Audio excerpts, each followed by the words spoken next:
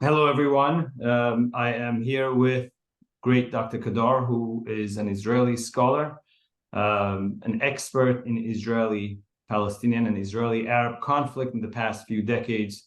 We would like this to be an informative and educational series, only facts.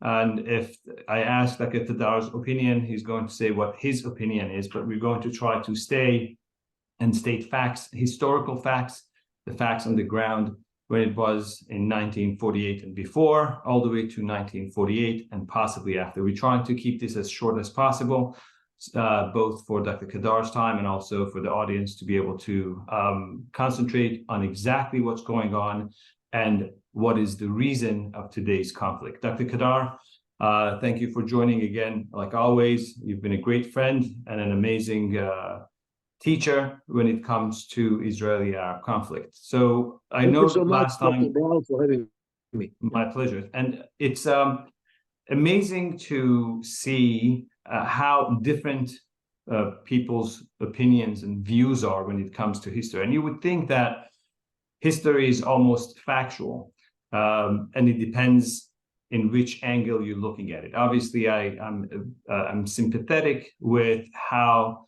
the Palestinians would be looking at what happened in 1920s and before, in 1948 and before. But also, we know what happened with Sykes and Picot, how they decided to make these lines and to come up with borders that obviously had self-interest reasons, not necessarily anything that had to do with tribal and issues that was going on the ground. So I know we touched about it a little bit. I want to just review some of that and then move on to what happened with Balfour Declaration and after. Well, the borders of the Middle East, the entire Middle East, were actually marked by the Europeans, by the colonialist nations, which is Britain, France, Spain in part of the Middle East, Italy also. And they actually divided the Middle East according to their own interests, regardless of what were the interests of the local people. Because in those times, the Europeans didn't care about the indigenous nations or peoples or groups which lived wherever they occupied. You can see how they treated the Red Indians in America, how they treated the Africans, how they treated the people in Eastern Asia. They couldn't care less about these people as long as they could loot their country, the treasures, whether it be timber or metals or slaves as well. So the Middle East did not escape from this fate as well. And the European countries actually divided the Middle East according to their own interests. I'll give you a couple of examples. What was the idea behind borders in the Middle East? If you look at Egypt, you can see that the Sinai Desert is part of Egypt. Yet Sinai Desert is part of Asia, while Egypt, most of the country of Egypt, is part of Africa. And since the digging of the Suez Canal, which divided the Sinai Desert from Egypt, there is no territorial contiguity between Sinai and Egypt. So how come Sinai became part of Egypt, although there is no territorial contiguity because of the Suez Canal? The answer is very clear. The British were afraid that the Ottomans, who were still until the First World War in this part of the world, they will hit the ships, the British ships, which use the canal, the Suez Canal. So they annexed the Sinai Desert to Egypt. So this part, the Sinai Desert, will be a buffer zone between the Ottoman Empire and the Suez Canal. So this is the whole reason.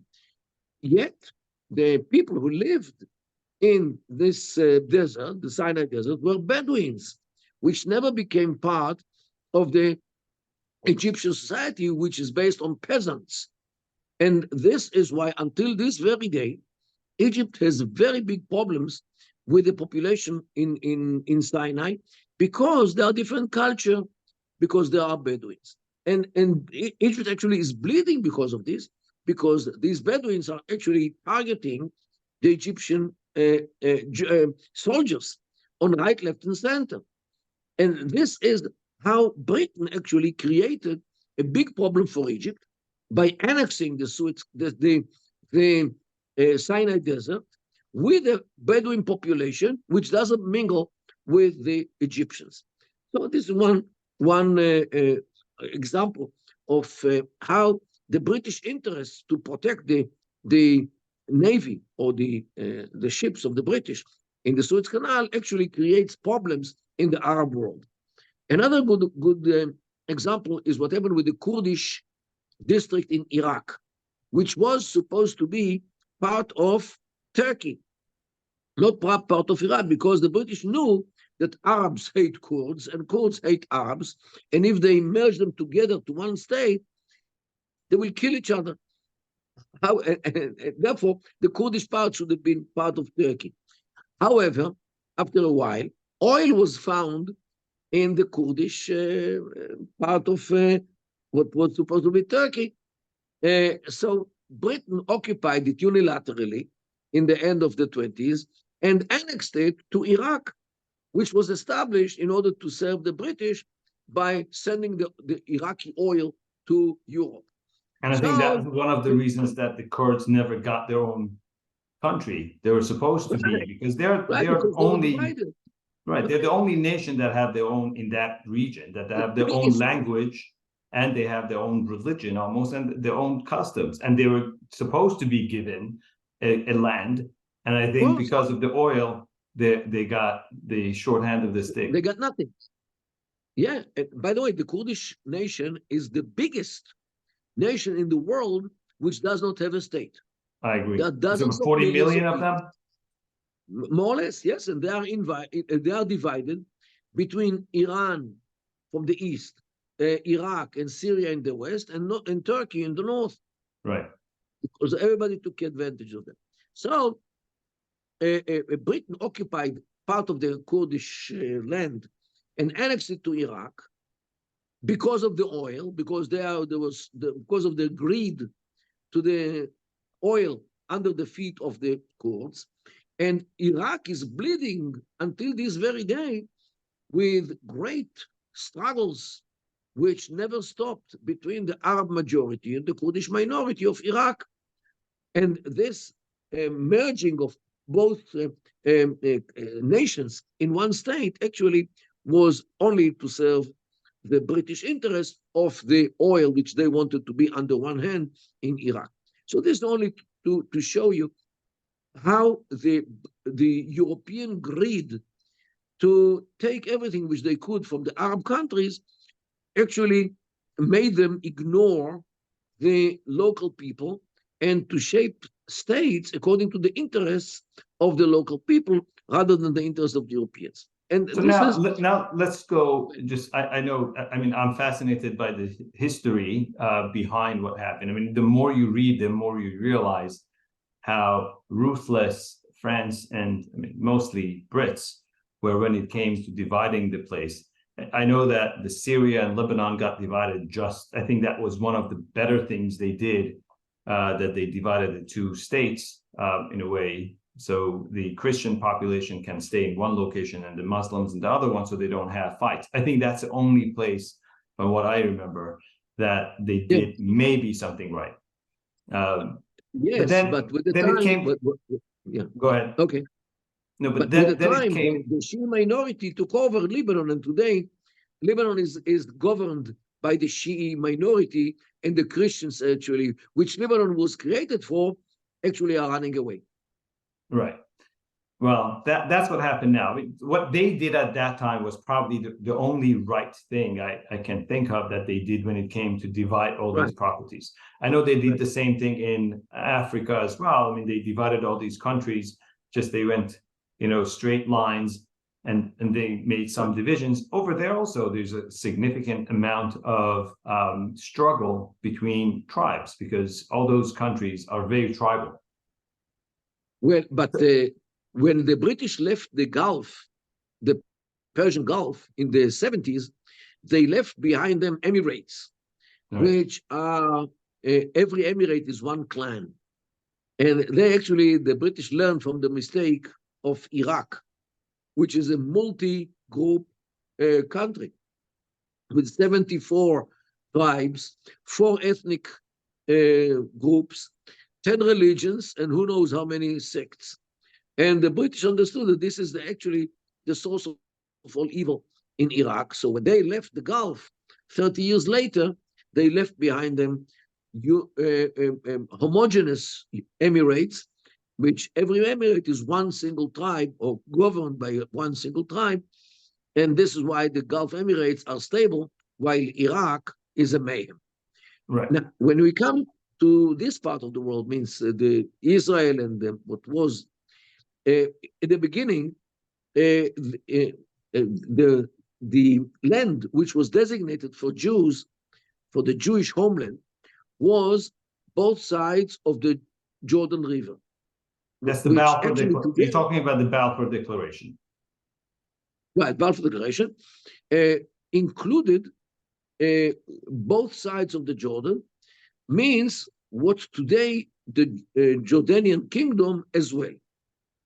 This was what was meant to be given to the Jews for the Jewish homeland. Yet the Arabs got very angry because they thought that is too big of a space.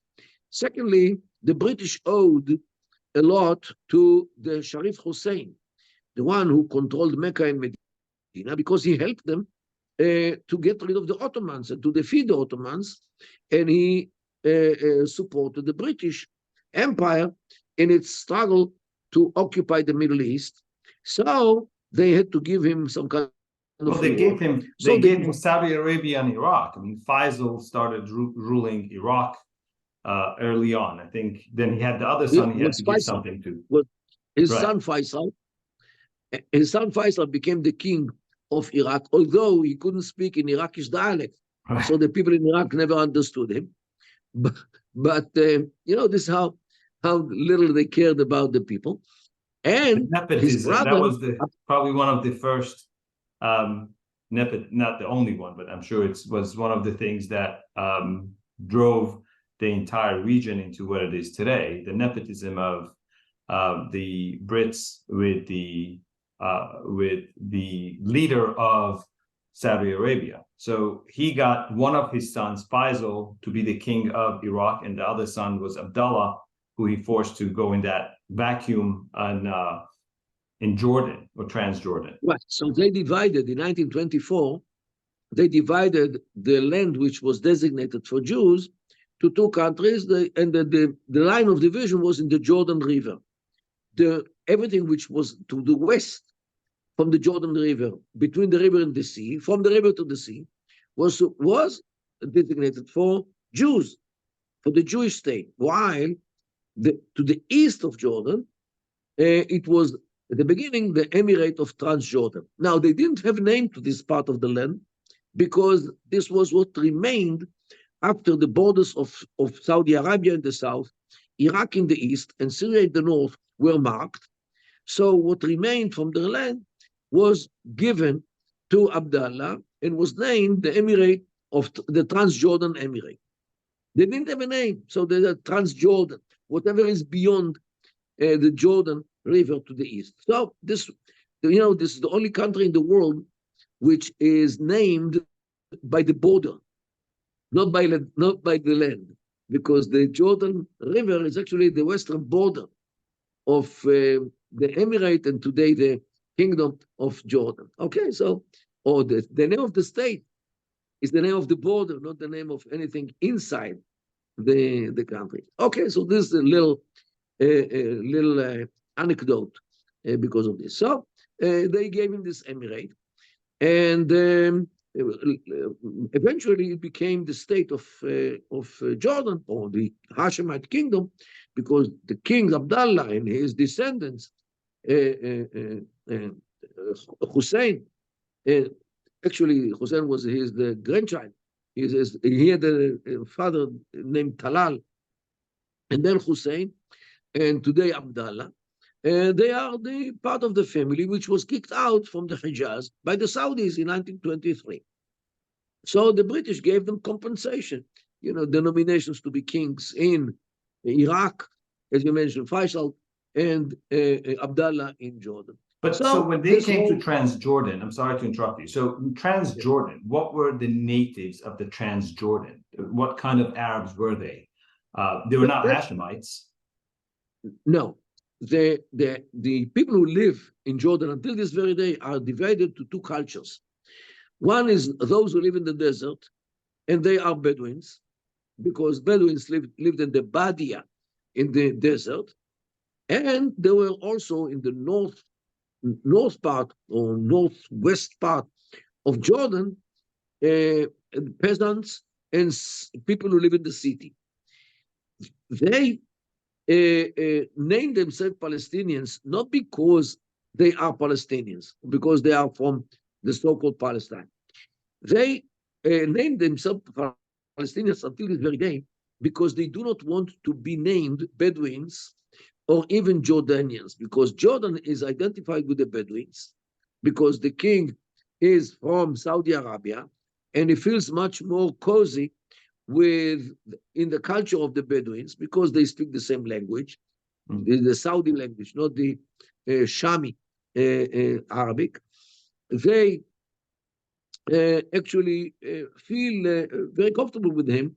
So the Bedouins actually became the king's allies because of the proximity of the cultures between the one who came from the Hijaz near Mecca and those who lived in southern part of Jordan.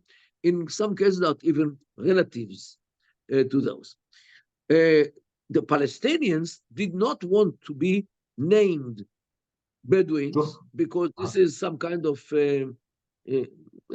humiliation for them to be named Bedouins, because they view the Bedouins as the people who have no culture, because they live in the desert, don't know how to read, don't know how to write, their religious education is very weak, and their lifestyle is something with lawless, which people live in the lawlessness or wilderness because they live in the desert. So they didn't want to identify with them. So they didn't accept the name Jordanian, because Jordanian became the king and the Bedouins. So they continued to name themselves the Palestinians because of the 4 years which Jordan was part of Palestine, or the mandatory Palestine. From which date? That was from 1920 to 1924? 1920 to 1919, yes, 24. 24, it was called, so the whole thing from Palestine all the way to Transjordan, they called the entire thing Palestine? Palestine, Eretz Israel. Palestina, I. Palestina, okay. I means Eretz Israel, means the land of Israel. Okay. So the division in 1924 actually created the emirate of Transjordan, which later in the 50s became the state or the kingdom of or the Hashemite kingdom of Jordan, and this is until this very day. So this is more or less the how Jordan came to the world, and some kind of changing the. Yes. I'm sorry, you were saying. So here comes the British behavior. They promised the same land to different people. And to that degree, they couldn't care less about even their contracts or agreements with local people, because they looked at them from high and above. So what if we committed ourselves to do something. We can change it the minute we want because it doesn't go along with our interests of now. And look, in the mandate which they got in 1923 on Eretz Israel, they committed themselves to allow massive Jewish migration, as it This is says in the the Brits, mandate. the The Brits, British, right? right? The British Empire was, according to the terms of the mandate, which was given to them by the League of Nations, they were supposed to allow mass Jewish migration to Eretz Israel. What did they do with the years? Since the Arabs didn't like it and demonstrated and started fighting against the British, so the British closed the gates of the land, and many of them were sent away, sent back, either to Mauritius or to Cyprus or back to Europe. So let me just get something clear. The Brits at that time obviously had the authority in a way because they just won the war to divide the land to their liking, whatever that liking is, if it's self-interest or not self-interest. Obviously, they promised the land to many people. They got many people involved in order to defeat the Ottomans. Even the Jews from the communist Russia were involved, and they were promised the same way that the Abdullah and Faisal were given a piece of land to rule. I think the Jews were also at the same time were given Transjordan, and in 1924, just west of Jordan River. So that was given as of right in a way because the Brits had the right to do it. The Arabs, the question that comes up is, did the Arabs actually own the land? Now, they might have been owners, meaning like they probably either purchased it or they got it as an inheritance.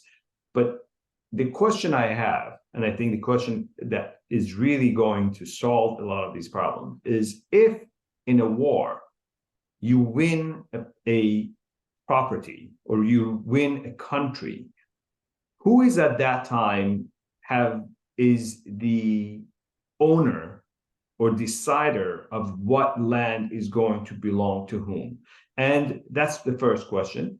And the second question is, why was it that after 1924, the state of Israel was not formed in order to just say, okay, we are going to accept the land that you gave us, and we're going to go to League of the Nations at that time, because United Nations did not exist yet, and ask them to vote for this to become the Jewish land? Why didn't those two things happen? Well, the second is easier to answer because there was an agreement between the Zionist movement and the later king, the Emir Abdallah, that both sides will recognize each other's rights to have a state. Means that so King Abdullah from Jordan and the Zionist organization agreed on those lines. The one who was negotiating was Golda Meir. On those days, she was young, and she was Zionist. She came, as you know, from Milwaukee, right, in the United States. So in 1924, well, that's very interesting. So 1924, Golda Meir was the one who was talking to King Abdullah? I think so. This is what I heard. I'm not sure, but I have to see the ages because she lived in 1973. She was the prime minister, so could be because she might have been young on those days. And I think, as much as I remember, she was the negotiator with King Abdallah. Now, the thing was that both sides recognized each other's right to exist. And for the Jewish new nation, people, it was before the state was established. For them, it was a real achievement that the leader of the Arab countries in that part of the world, today from Israel, actually agrees to accept the existence of a Jewish state, and the price was that the Jews accepted his emiratehood on a land which no Jews lives there. So let him have the land. It's anyway a desert, and he will recognize us and give us a seal of approval. So this is why Jews did not object the 1924 division between Eretz Israel, which will be to the west from the Jordan River, and the Transjordan Emirate, which will be to the east from the Jordan River. This is what the sides understood. This is what they So why didn't they legalize it? What happened that Transjordan was legalized and all of a sudden became a state in a way, and Israel never became a state? Because the British actually started to side with the Arabs, with everything which the Arabs wanted, because they understood with the time that it's better for them to have, to be friendly with Arabs rather than with the Jews. And if you have to choose between both, definitely you will prefer 7, 8, or 9 Arab countries as was in those times, with all the potential to export oil and to get oil to Europe from this, and get money from that oil, and the consent of the international community, embodied then by the League of Nations, which was replaced by the United Nations. So, and don't forget that Britain was actually the country which operated the world to a large extent. So they decided. By the way, there was another issue here: the letters of McMahon. McMahon was the ambassador in Egypt, and his letter exchange with the Sharif Hussein, the father of Abdallah and Faisal, he actually promised the land which he formally promised to the Jews. So the British were actually professed this art of promising the same land to two different So entities. they promised. So just to be clear, so the Brits promised the land west of Jordan River to the Egyptians. No. What I'm saying is the ambassador to Egypt, McMahon, was actually exchanging letters with Sharif Hussein, the father of Abdallah and Faisal, promising to get the land which today Jordan is. Means they already gave it to this family, to the Hashemite family, although the Jews were still, it was part of the decision to give it to the Jews. Later they corrected it. But the British had no problem to promise the same land to two different entities, as we saw, because they couldn't care less about these indigenous people who, in most cases, do not know how even to read English, let alone to speak English. So this is how they looked at them from high and above. So let's go from 1924 to 1948. The events that happened, the next, let's say, 2 or 3 minutes, I would like for you to summarize what happened from 1924, when the land of west of Jordan River was given to the Jews, until 1948, that the division was much different, and a small amount was given to the Jews and the rest were given to the Arabs. I don't think it said the Palestinians. Does it say that the Palestinians, or did it say Arabs? Yeah. Don't forget that we are already after the massacres against the Jews in 1920 and 1921. In many places in Eretz Israel, in the land of Israel, Arabs slaughtered Jews in these 2 waves of violence against Jews. And so the need for a place of protection for Jews became much more acute in those days, because this is what people understood. If we don't have a state, nobody will care about us, nobody will defend us. So we have to start working according to what we have, to survive. But the So question I have again, it's important for the audience and also for people. I mean, for me to realize the Jews that were given or promised west of Jordan River. The Arabs apparently were not happy about it, and they started having revolts and they killed Jews. And I think there was some infighting between the two. Now, the Arabs that lived on that side, what is their difference in ethnicity or background with the rest of the Arabs that were in that Ottoman Empire? Is there are they their own? They have their own ethnic background? Are they a mixture of different ethnicities? No, don't forget that the Middle East under the Ottoman Empire, people actually could move from place to place in order to work here or to graze their sheep there, or whatever was the reason. People could take their suitcase, take the train, and move to another place, from Haifa to Beirut, from Beirut to Haifa, to Damascus, because there was a train even, which the Ottomans built, the Hijazi train, railroad. So it was totally easy to move from what today Israel into it and outside, because there were no borders, no definition of states, no Lebanon, no Syria, no Iraq, no Jordan, no Palestine, because everything was under the Ottoman Empire until 1917, and ever since then it's under the British or the French occupation and ruling. The French in the north and the British in the south. So this was the legal situation of the region.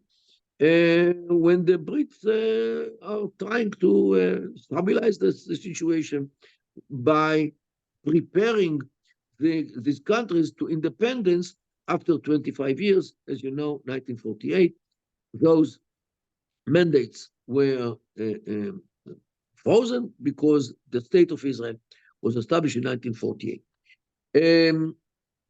Here I must say that the British actually betrayed the Jewish people, because, as I mentioned before, they were supposed to encourage mass Jewish migration to Eretz Israel.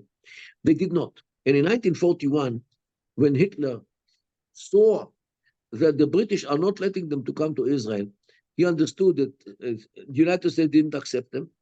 The St. Louis ship was sent back to Germany with 900 Jews who were later sent to extermination. Canada didn't let them in. Cuba didn't let them in. No country let them in, those who were willing to run from France. So with no other choice, they actually ran away to Britain, or to whatever they could, but they couldn't come to Israel. And this is the thing. The Jews in Europe could have had refuge in the land of Israel if the British did not block the gates of the country. Right. And So the British, So I want to go back to the question, because no, you have and here I must say, right. the British are responsible, at least partially, for the Holocaust, because when Hitler saw that the British are not letting the Jews come to the land of Israel, and not the Americans, not the Canadians, nobody else, He had a final solution. He went to the final solution to exterminate them. Look, the Americans never had any commitment to accept big numbers of Jews, neither the Canadians, nor the Cubans. But the British definitely had a commitment by the mandate in order to allow Jews to migration to the land of Israel, to the mandatory Palestine. And this is how they betrayed the Jewish people, betrayed the mandate, and betrayed humanity by allowing or by pushing Hitler to exterminate the Jews. Now, I'm not trying to whitewash the image of Hitler, but what I'm saying is that if the British did not block the seashores of this country, of the Palestina, Eretz Israel, millions of Jews could be saved. Right. And So Sama, I want to leave it here because I really want to keep it too precise as possible. I would obviously, we're going to meet again. I'm sure your time is precious. I'm going to have a conversation with you afterwards, and hopefully we're going to set up the next time. Maybe the next time we can have some audience join us on Zoom. All right. very good. I think Kedar, it was beautiful having you again. Have a wonderful night.